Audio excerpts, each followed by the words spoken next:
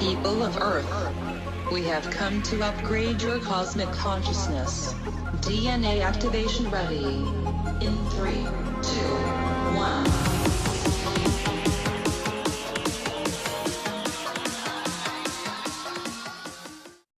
Hi, welcome to Q&A on Breakthrough Leadership. I'm Craig Anderson. And I'm Lou Quinto. Lou, we're Craig. 3 weeks into 2022-ish as this airs. You said last time, 2 weeks into 2022, people are already quitting going to the gym, which is not. Absolutely. There's a statistic out there that says only 4% of goals, New Year's resolutions, whatever you want to call them, only 4% of people keep them. Well, there you go. Yeah. So we got a lot of work ahead of us. So what are we going to do today for our listeners and viewers? So what we're going to do now is, since we're 3 weeks into the year, for our business goals, what are we going to do to keep your business plan on track in 2022? If we don't stay focused, we're going to lose track of it. Things happen so quickly throughout the year. And if we're not paying attention to our business plan, we're going to sit down in November and we're going to look at some of the numbers we published, but we put together back in, the prior November or January, and be like, why was this even important? And we're so far, who wrote this goal? What were we thinking? What were we thinking? We've completely lost track of why we even said it. So today, what we want to do is talk about 3 things that you can do as a business leader, business owner, executive, to keep your business plan on track for 2022. And those 3 things are: 1, make sure everything has someone clearly identified for the accountability of that item. 2, keep it real. Keep that in front of your leadership team at least monthly, if not more frequently. And 2, flex with it. Be ready to go. Be 3. That would be 3. 3. You want to build, lose agility in there by flexing over time to adjust, because, hey, let's face it, forecasting the future is not the easiest thing in the world. Things can change, so we want to have some flexibility. So let's start off, Lou, with a discussion around the importance of having someone accountable for a given goal. Well, first of all, it shouldn't be someone, it should be everyone should be accountable to goals. And if your business plan was developed in November, toward the end of January already, people have forgotten what those goals are. And so there needs to be that reminder there, and it needs to be a constant reminder. It needs to be a weekly reminder. What is our goal? How are we doing on that goal? Who's responsible for what? When are they going to get it done by? This is the way to really jumpstart your business plan at this time of the year, because if you don't pick up on it right now, you're going to find yourself at the end of the second quarter in June, and you're going to be realizing how far behind on your goals are. So what you need to do is you need to start right now by getting everyone jump started, but to go back and to review, what are our goals? What are our goals for the year? What are our goals as we break them down by quarters? Who's responsible? What team's going to do what? When are they going to get it done by? This is how accountability works. In every meeting you should have, I always tell people you should leave that meeting with, okay, here's what we said we're going to do. Who's going to do it? When are they going to get it done by? Those are the 2 main things in accountability that every business plan should be using right now in order to make sure those goals are being done. So I'm going to take exception. How's that for a little monologue? It's a very Lou monologue, but I'm going to take exception to your opening statement of your monologue. Okay. Every goal, I believe, should have one person who is accountable for that goal.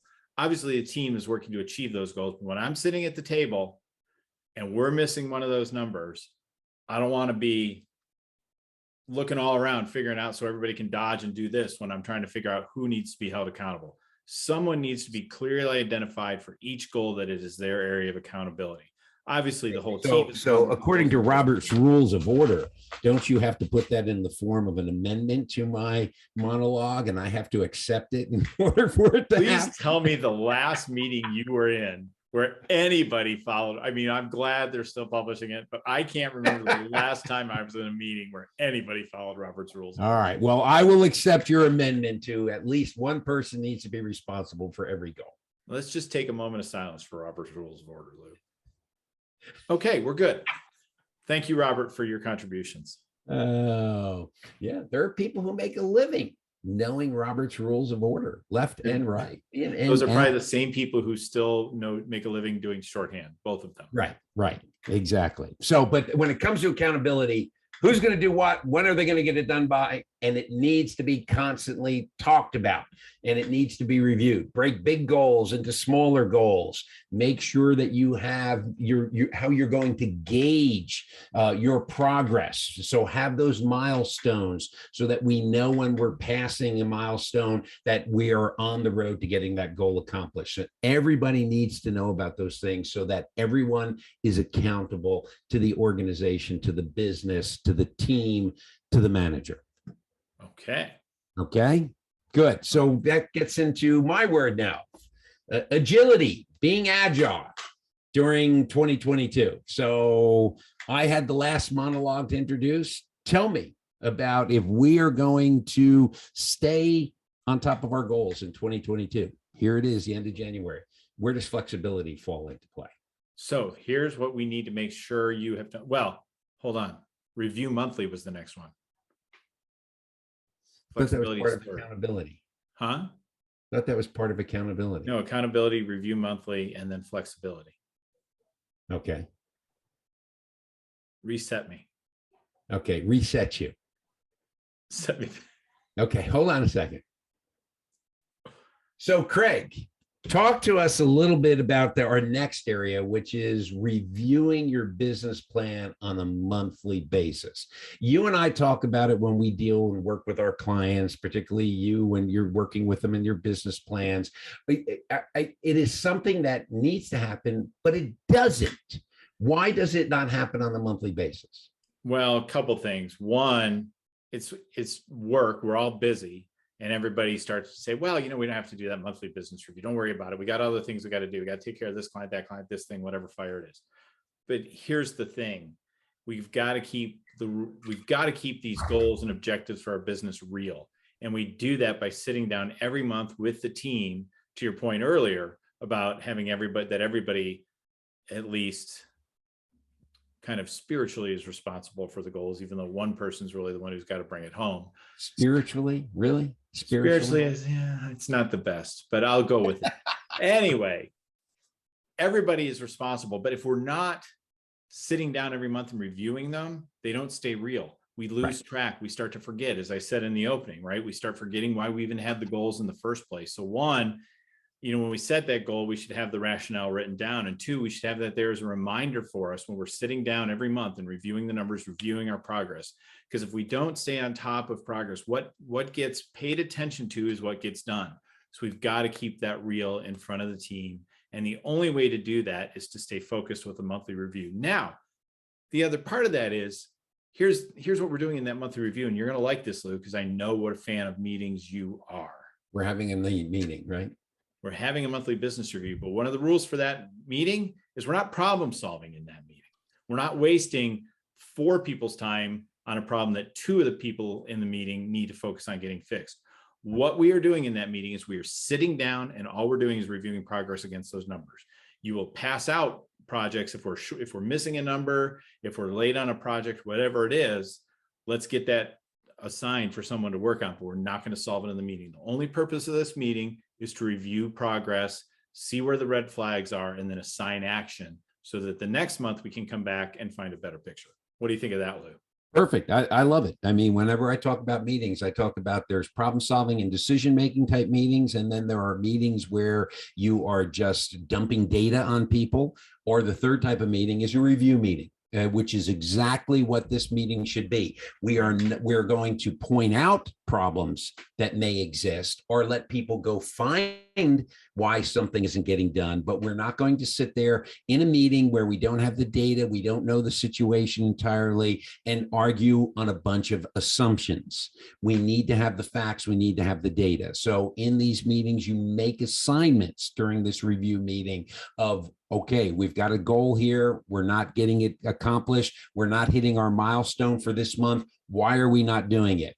Sarah, Bob, go out and you need to find out why this problem or why this particular goal isn't getting taken care of. What are the obstacles? What are the hurdles? What's standing in our way of why this isn't getting accomplished? And then let's meet in a week and let's talk about what we have uncovered. So again, don't waste time debating assumptions in a meeting, because that is not going to get you far fast. So I would agree 100% with you when it comes to that meeting. Review meetings, no problem solving, no decision making. How are we doing? That's the only question you're asking. Yep. And that is so crucial. And I have one client, and I love my client. They sit in the meetings and we do the monthly business review, and there's a person in the meeting who's, and the CEO of the business says, sidebar, write down this follow-up action and who's doing it. It gets memorialized, it gets documented, so it gets worked on, and then we get back focused on the business review. And she does an amazing job of making that happen every time. So I would dare say keeping a meeting focused is one way to simplify. Absolutely. There's your word of the year, simplify. Now here comes the easy pitch swing. I don't know baseball. My metaphors are terrible today, Luke. Here's the easy one for you. Season tickets to the Indianapolis Indians. What do you mean you don't know baseball? What do you just sit there? It's more spiritual. It's spiritual, Lou. Okay, maybe that should have been your word of the year, spiritual. Maybe it should have been. At any rate, where can agility and flexibility help us on achieving our business plan for 2022? Keeping things simple. That's where your agility comes into play. You need to be able to, you can layer multiple tasks on top of a goal. You can have different ways you're measuring it. You need to be more agile on all of your goals by keeping them all simple.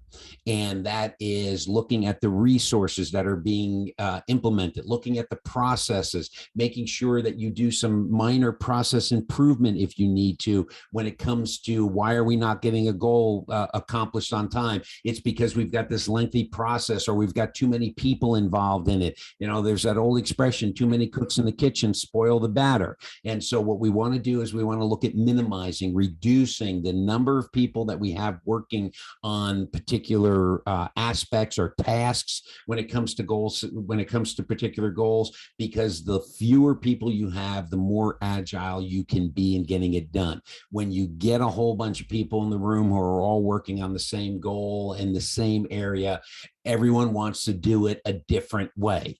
And that slows down, or really doesn't even slow down. It just encumbers the ability to be agile. So keep things simple. Now, you use the old KISS, acronym. Keep it simple, stupid. With everything that you're doing to accomplish the goal, don't overwork it. When it comes to problem solving, don't make problems bigger than they actually are. When it comes to decision making, make your decisions timely, make them quickly but accurately, using criteria, making sure that you have data that matches that criteria, making sure when it comes to your meetings, if you're solving a problem or decision making, what is it in groupthink, when Irving Janis came up with groupthink, he was able to find that when he put people in teams, those teams accomplished tasks, had 7 people or fewer in the meeting or in the group.